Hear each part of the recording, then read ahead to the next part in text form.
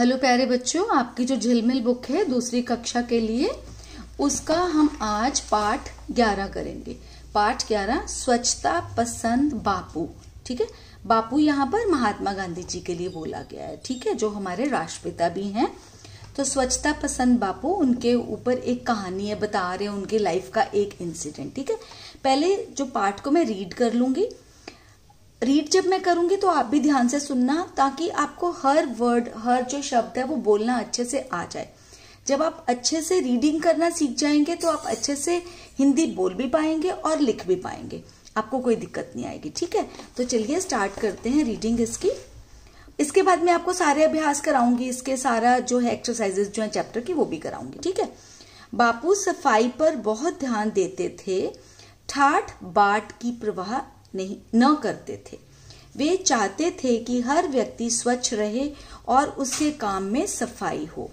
एक दिन शाम को वे घूमने जा रहे थे। उन्होंने एक बच्चे को सड़क पर देखा। वह मैले कपड़े पहने हुए था।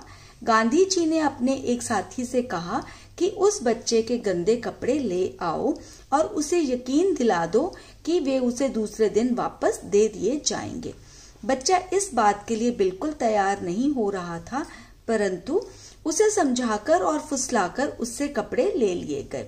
दूसरे दिन जब बापू घूमने निकले तो वे लड़के के धुले कपड़े, खादी के कुछ नए कपड़े, साबुन व खाने की चीजें अपने साथ ले गए और लड़के को दे दिए। उससे अगले दिन भी लड़का उत्सुकतावश उसी जगह खड़ा था। बापू उसके पास गए, उसे प्यार किया और कहा, कल साबुन से नहा धोकर और साफ कपड़े पहनकर आना, फिर कुछ और खाने को दिया जाएगा। उसके बाद बापू शाम को जब कभी उधर से घूमने निकलते थे, तब वह बच्चा साफ कपड़े पहनकर वहां खड़ा होता था और उन्हें नमस्कार करता था। पुरुषोत्तम दास टंडन जी ने ये लिखा था और ये इस बुक में जो है हरियाणा गवर्नमेंट ने जो इंक्लूड करा ये वाला लेसन पार्ट 11। ठीक है, अच्छा लगा आपको ये वाला पार्ट? चलो गुड। अब हम करेंगे अभ्यास। अभ्यास में सबसे पहले करेंगे शब्दार्थ। मैं रीड कर दूंगी एक बारी आपको, सो दैट आप प्रोनाउंसिएशन जो है वो सीख जाओ हर वर्ड की। ये शब्द हैं और ये अर्थ हैं उनके। तो पहला है परवाह, ध्यान रखना, स्वच्छ, साफ, बिल्कुल, पूरी तरह, उत्सुकतावश, कुछ जानने की चाह, फुसलाकर, बहलाकर। ठीक है, अब आगे करते हैं प्रश्न 2 पार्ट से इसके क्वेश्चन आंसर। क्वेश्चन आंसर देखो, आप छोटे भी लिख सकते हो आंसर्स जो होते हैं उत्तर, और थोड़ा बड़ा बनाकर भी लिख सकते हो अकॉर्डिंग टू द क्वेश्चन। मतलब कुछ क्वेश्चन में से ही आपने शब्द लेने होते हैं और वो थोड़ा सा आंसर जो है वो पूरा बन जाता है, और नहीं तो आप 1 वर्ड 2 वर्ड जैसे मैंने आपको छोटी कराए हैं ये वैसे भी कर सकते हो आप। ठीक है, तो प्रश्न 1 है क, बापू ठाठ बाट की बजाय क्या चाहते थे? तो क्या चाहते थे वो सबको पता है, चैप्टर आपने पढ़ लिया है, स्वच्छता। स्वच्छता चाहते थे वो, है ना। और अगर इसी को ही आपने आंसर को पूरा बना के लिखना है, पूरा आंसर, तो जैसे बापू ठाठ बाट की बजाय क्या चाहते थे, तो आप लिख सकते हो बापू ठाठ बाट की बजाय स्वच्छता चाहते थे। ठीक है, आपने क्या करना है, यहाँ पे सारा कुछ जो आपको क्वेश्चन में से मिल जाएगा। बापू ठाठ बाट की बजाय स्वच्छता चाहते थे।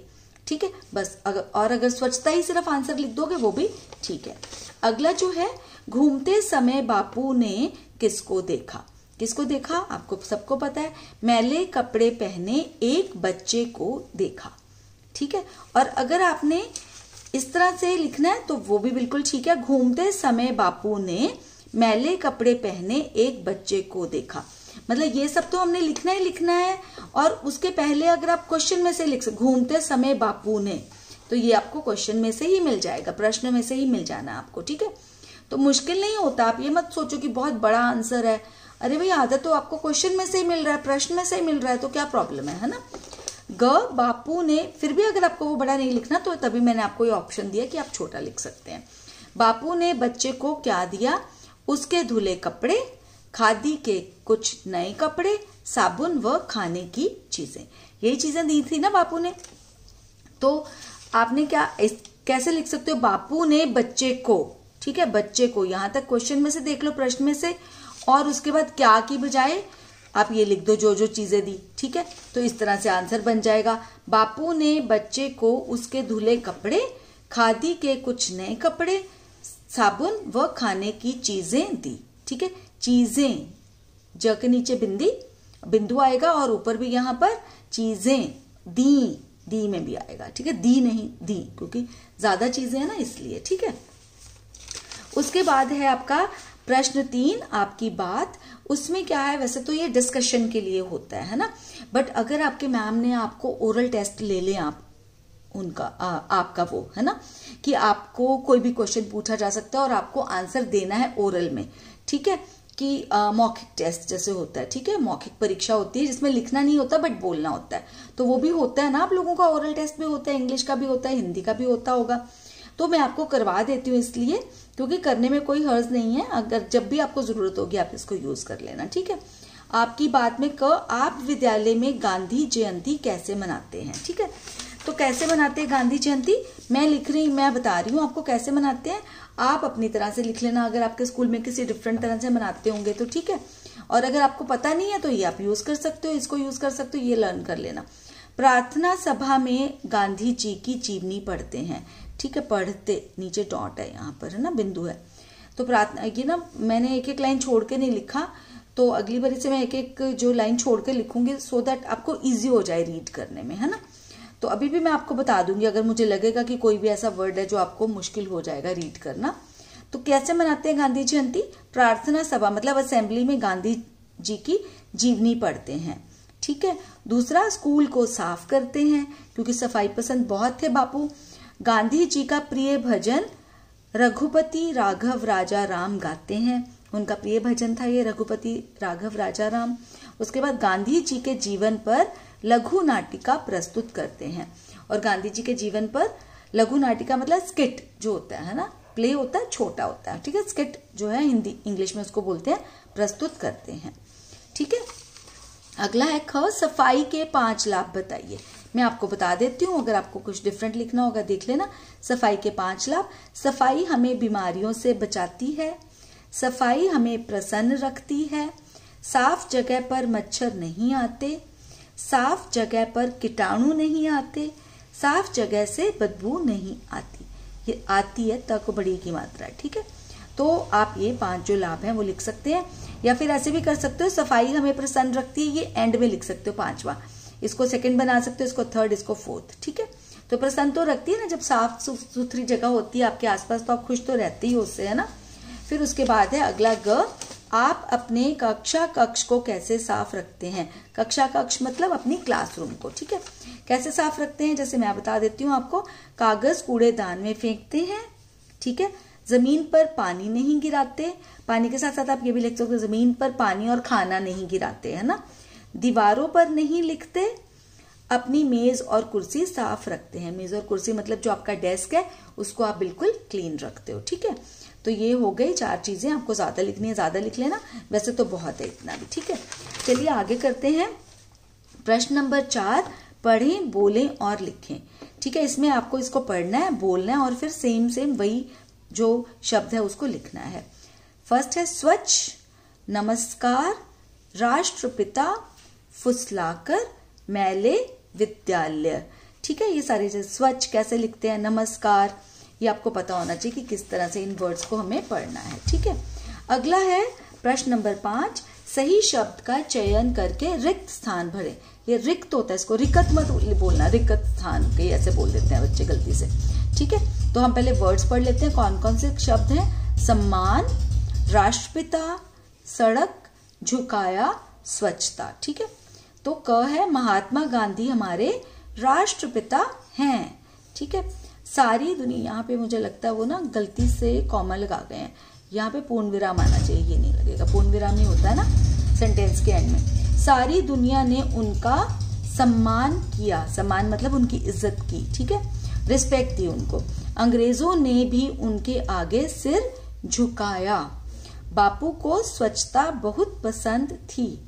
बापू ने एक बच्चे को सड़क पर देखा। ठीक है, तो ये पांचों जो शब्द थे हमने यूज कर लिए इन रिक्त स्थानों को भरने में, फिल इन द ब्लैंक्स करने में। ठीक है, और अगला जो है प्रश्न नंबर 6, क्या आप जानते हैं, ये बापू के जो लाइफ के कुछ जो है बताएंगी चीजें कि जो हमें हो सकता है ना पता हो, है ना। अगर हमें मालूम है पहले से हमें उनका ज्ञान है तो बहुत अच्छा है, नहीं है तो हमें यहाँ पर पढ़कर कर लेना चाहिए। बापू का पूरा नाम मोहनदास करमचंद गांधी, जैसे आप लोग कहते होगे महात्मा गांधी, गांधी जी, बापू, है ना, ये सब। तो उनका पूरा नाम था मोहनदास करमचंद गांधी। उनका जन्म स्थान मतलब जन्म कहाँ हुआ था, उनका बर्थ कहाँ हुआ था, पोरबंदर, गुजरात में। ठीक है, तो आप सब भी मुझे कमेंट सेक्शन में लिखकर जरूर बताना कि आपका जन्म कहाँ हुआ, आपका बर्थ कौन सी सिटी में हुआ था। ठीक है, कौन से विलेज में हुआ था, कहाँ पर हुआ था, कौन सी जगह पर, उस जगह का नाम जरूर लिखना और मुझे पता चल जाएगा कि कहाँ कहाँ से जो लोग हैं मेरे से जुड़े हुए हैं, कौन कौन से शहर से जुड़े हुए हैं। ठीक है, जन्मदिन 2 अक्टूबर कि 2 अक्टूबर को उनका जन्मदिन था। शिक्षा वकालत, वकालत मतलब उन्होंने वकालत लॉ की पढ़ाई करी, कहाँ से, इंग्लैंड से। ठीक है, बापू के अन्य नाम, बापू को और किन नामों से पुकारा जाता है, महात्मा, राष्ट्रपिता, गांधी जी। ठीक है, हो गया। और ये है प्रश्न नंबर 7, रंग भरे। यहाँ पर आप बापू जी की तस्वीर बनी हुई है, उसमें आप रंग भर दीजिए। ठीक है, तो यहाँ पर हो गया आपका पाठ जो 11 ओवर। और अगर आपको अच्छा लगा है ये सब, अगर आपको लगा कि ये जानकारी आपके लिए यूजफुल थी, तो प्लीज लाइक के बटन को जरूर प्रेस कर देना, ताकि मुझे पता चल जाए कि आपको ये वीडियो पसंद आ गई है और आपके लिए यूजफुल रही है। और शेयर कर लेना अपने उन फ्रेंड्स के साथ, कजन्स के साथ जो लगता है इससे बेनिफिटेड हो पाएंगे। और अगर आपने मेरे चैनल को अभी तक सब्सक्राइब नहीं किया है तो कर लेना, ताकि ऐसी ही वीडियोस आपको मिलती रहे यूजफुल, और आप अपनी नॉलेज बढ़ाते चले जाओ। जब आप सब्सक्राइब के बटन को प्रेस करोगे तो एक बेल आइकन आएगा, बेल आइकन को प्रेस कर देना और फिर आ जाएगा वहां पे ऑल लिखा हुआ, ऑल को जरूर प्रेस कर देना, ताकि जैसे ही मैं वीडियो अपलोड करूं आपको नोटिफिकेशन मिल जाए। तो चलिए करते हैं आज की वीडियो यहीं पे एंड। जल्दी ही मिलूंगी एक नई वीडियो के साथ, तब तक के लिए टेक केयर ऑफ योरसेल्व्स।